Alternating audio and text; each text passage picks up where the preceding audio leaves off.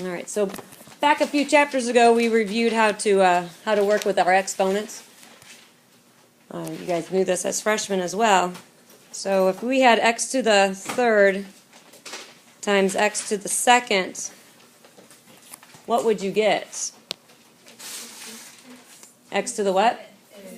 X to the fifth, because what do we do to those exponents? We added them, right? So that was the rule that we already know. And we're going to build from that. That's going to allow us to do problems that might look, almost impossible before today and before this week. Like maybe you would have seen something like this. The square root of x times the cube root of x squared. Now before this week you might have said, well, back our freshman year, they said we couldn't multiply those together because they had to have the same index number, right?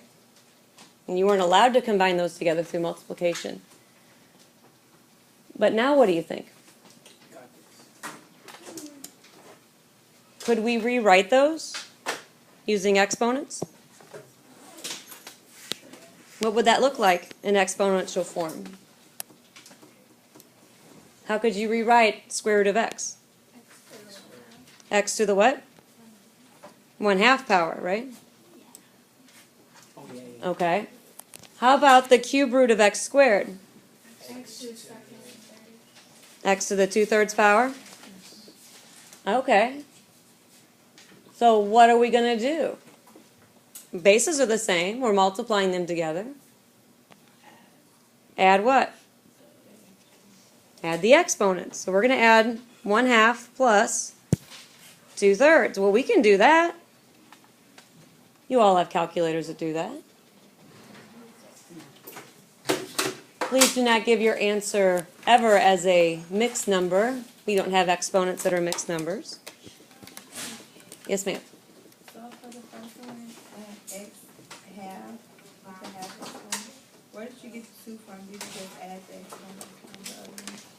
So x to the 2/3, that the 2 came from here. The bottom number is always your index. No, I was talking about the x half. So a square root is an understood index number of a 2 and an understood exponent of a 1 here. So that's the 1/2. 7/6?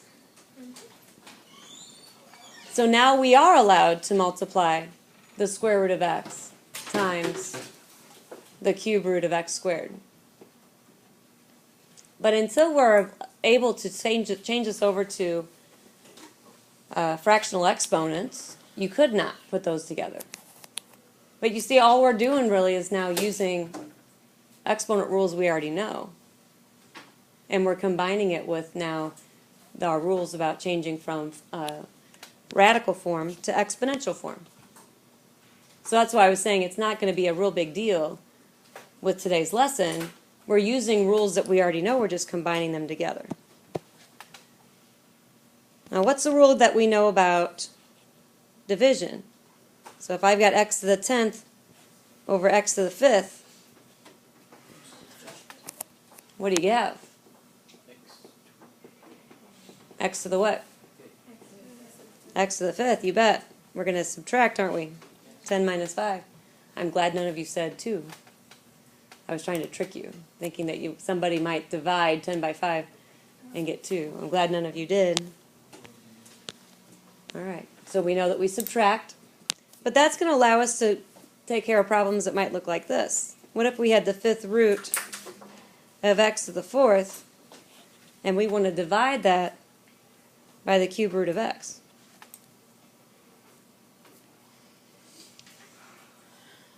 Again, we've got different index numbers. So up until today, we would say, oh, can't really simplify these because they're not the same index. What do you think we could do?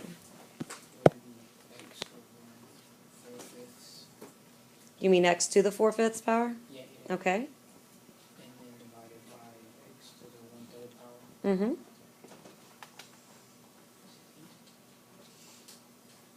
So then what would we do next?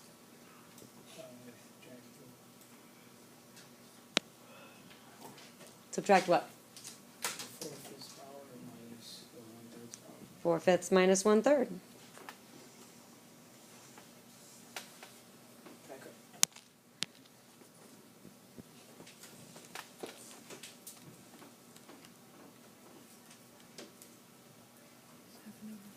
Mm-hmm. Everybody getting the same thing? 7/15? Yes. Calculator. Get your calculator out. Yeah, 7/15. How could I write that back in radical form? What would that x to the 7/15 power look like in radical form? 15 square root of What would be the index? 15. 15? And then x to the what power? 7th power. Make sense? No.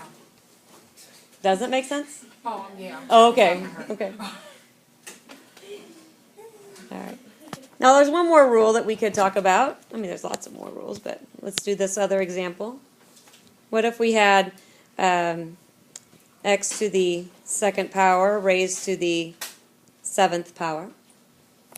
How do we handle a problem like that? You multiply them. You bet we multiply.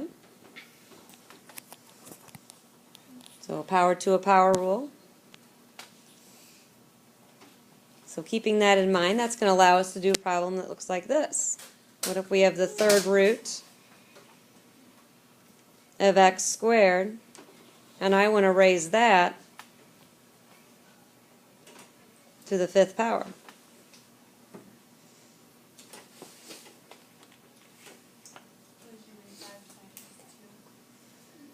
Well, what do you think might be a good idea here? What can we do to that radical form? Is if we're using exponent rules, don't we need to change things into exponential form? Doesn't that make sense? So how can we change the cube root of x squared so that way it's x to some power? X to the 2/3 power. X to the 2/3 power? And we're multiplying that times 5, right? All right, well, what is 2/3 times 5? 10/3? All right, well, what do you notice about 10/3?